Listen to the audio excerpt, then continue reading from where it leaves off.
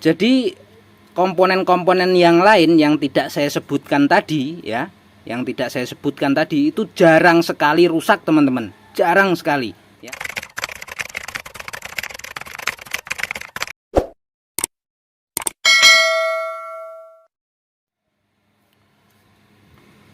Bismillahirrahmanirrahim.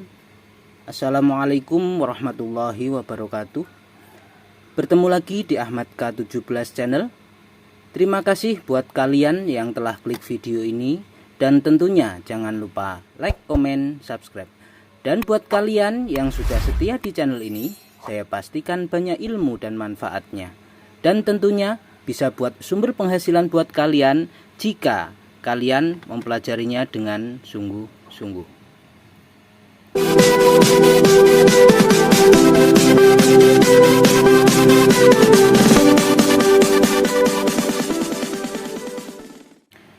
Baik teman-teman, di tempat servis yang berantakan ini ya, saya akan mencoba ini ya, menjawab pertanyaan dari teman-teman ya. Banyak pertanyaan komentar yang masuk, yaitu mengenai langkah-langkah servis lampu bagaimana gitu ya. Jadi bisa dibilang gini, komponen apa saja yang sering rusak dalam lampu LHE ini ya teman-teman. Jadi langkah-langkahnya akan saya bahas dalam video ini ya teman-teman. Oke, yang pertama yang saya lakukan biasanya itu cek dari resistor fuse ini teman-teman. Nih. Jadi kita cek dari depan dulu ya. Tapi biasanya kalau dalam hari-hari saya servis itu saya melihat dulu dari ciri-ciri lampu itu ya. Misalnya ciri-ciri lampu itu berkedip atau seperti apa, itu bisa kita ketahui langsung ya. Apanya yang rusak itu bisa kita ketahui dan kita langsung tuju pada komponen tersebut yang rusak ya. Nah, jadi dalam video kali ini saya bahas komplit ya, dari depan saja, dari semua, untuk kalian yang pemula bisa mengikuti video ini. Jadi kalau misalkan kalian punya kendala lampu misalnya berkedip atau nyala merah di sini, itu bisa kalian lihat dalam video-video pengalaman Ahmad K17, kalian bisa cari di sana ada. Jadi langsung menuju pada komponen yang rusak bisa ya kalau hal seperti itu. Namun dalam video ini dari depan ya, langkah servis dari depan sampai selesai itu yang saya lakukan gitu ya, yang saya lakukan pada mesin lampu ya. Kenapa saya menggunakan driver yang besar ini ya? Kenapa 45 watt tidak yang kecil-kecil seperti ini? Karena kalau besar kita mudah melihatnya ya, kelihatan semua. Sesungguhnya itu sama ya, sebenarnya sama, mau yang besar mau yang kecil itu cara kerjanya sama saja.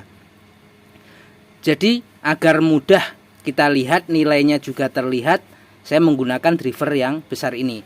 Oke, langsung saja. Yang pertama, langkah yang saya lakukan, cek untuk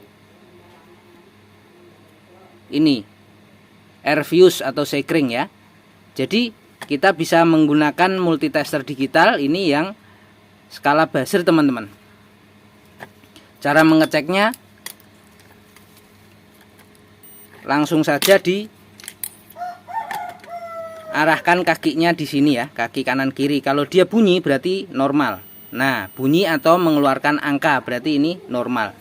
Dan lanjutnya ya, biasanya rusak di sini juga bisa. Hanya rusak di sini dan saya ganti resistor fuse ini, dia langsung hidup normal. Pernah ya seperti itu. Langkah kedua, biasanya kalau kita melihat ini resistor ini pecah, hangus atau terlihat bolong di sini ya. Kalau dites gini juga dia tidak nyambung, mati. Berarti dioda ini juga bermasalah. Biasanya konslet teman-teman. Jadi cara ceknya seperti ini. Nah, bolak-balik ini ya, seperti ini. Ini seperti ini dulu. Nah, baru kita balik lagi. Nah, berarti dia normal. Jadi bolak-balik harus tidak ada angka ya teman-teman. Jadi yang sebaliknya tidak ada angka seperti ini, pas kita balik lagi harus ada angka, baru itu normal. Tapi kalau kita bolak-balik kanan kiri seperti ini ada angka, berarti tandanya ini short ya, dioda ini short. Dan kita harus ganti, kalau bisa diganti semua.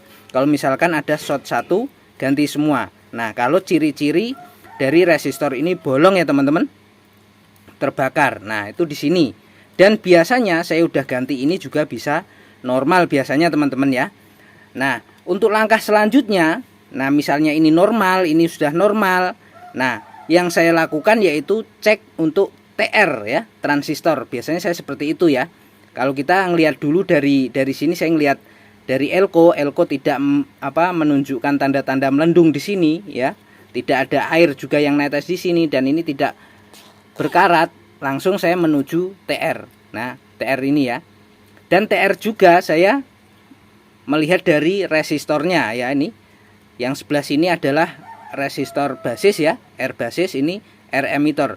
Kalau di sini terlihat kosong, berarti sudah dipastikan untuk TR ini mati ya teman-teman. Nah, yang satu lagi di sini, ini R basis 15 ohm di sini, dan ini resistor emitter RE ini 1,5, dan yang ini juga 1,5. Kalau ini tandanya gosong, berarti ini juga short ya teman-teman. Tapi pernah juga dalam video saya ada itu ya, resistor basis dan emitter itu normal, tapi ini short, itu pernah ya, pernah ada juga. Nah, jadi kita jangan terkecoh oleh resistor. Nah, kadang resistor bagus, ininya udah short. Tapi kalau resistor ini hangus, sudah bisa dipastikan TR ini short gitu ya teman-teman. Ini langkah 1, 2, 3, dan 4. Udah 4. Setelah ini normal, ini dicek normal, di masih belum nyala misalnya, kita cek untuk milar starter. Nah, milar starter ya. Kita cek milar starter. Tapi kondisi ini tadi kita udah cek kacanya ya, udah cek kacanya normal atau tidak ya. Dari kaca kan kita bisa melihat ada 3 kawat filamen. Ini kita cek dulu ya, sebelum ngecek TR ini, cek milar starter ini, kita harus cek kacanya dulu. Cara cek kaca ada di video saya ya. Kalau kita sudah cek kaca semua udah normal, baru kita cek untuk milar starter. Nah, milar starter itu beragam ya. Untuk milar starter untuk ukuran 45 itu menggunakan 392J ya, ini ya teman-teman. Nah, untuk watt di bawahnya ini 45 ya, biasanya ada 42. 42 juga sama ya, dia menggunakan 392J. Untuk di bawahnya lagi, untuk 23 watt dia menggunakan 332J. Untuk watt di bawah lagi 18 watt menggunakan 332J ya. Untuk di bawah lagi ya 10 watt itu 272J ya teman-teman. Yang paling kecil 5 watt itu menggunakan 222J ya teman-teman. Oke, kita bisa cek di sini menggunakan multitester yang digital yang ini teman-teman. Itu yang kadang rusak di sana ya. Kita cek milar starternya. Namun kita sudah cek milar starter dia hidup ya. Milar starter hidup.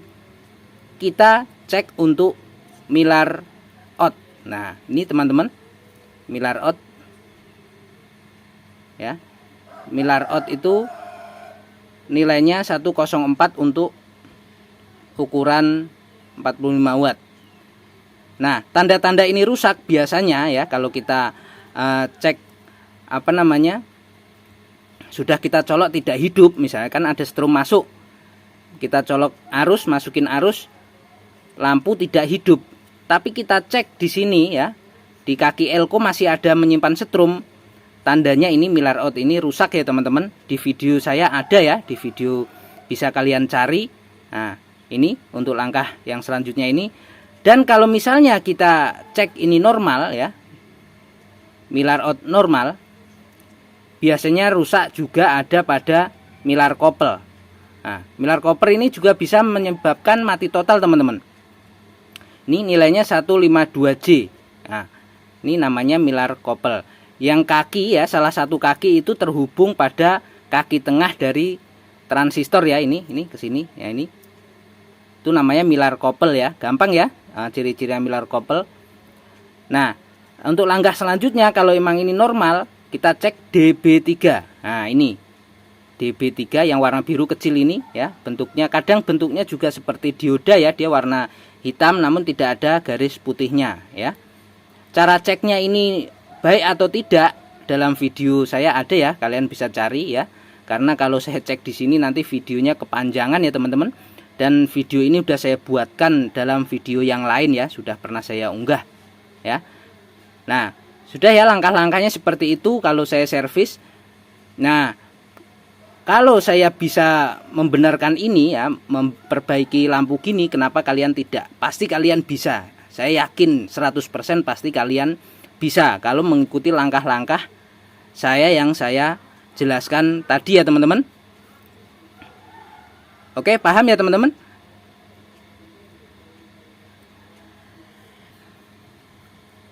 Jadi komponen-komponen yang lain yang tidak saya sebutkan tadi ya, yang tidak saya sebutkan tadi itu jarang sekali rusak teman-teman, jarang sekali ya, jarang sekali.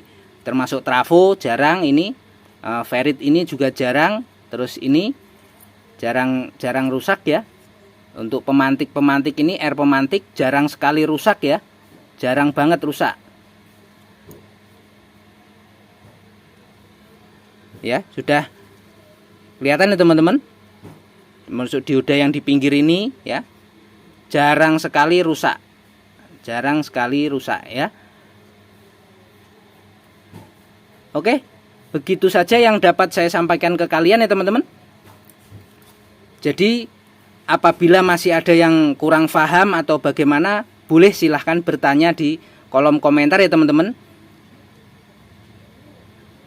Mungkin ada penjelasan saya yang kurang jelas atau seperti apa, monggo silahkan berkomentar di dalam video ini. Baik, terima kasih. Kurang dan lebihnya saya mohon maaf ya teman-teman. Apabila video ini bermanfaat buat kalian, jangan lupa like, comment, subscribe. Wassalamualaikum warahmatullahi wabarakatuh.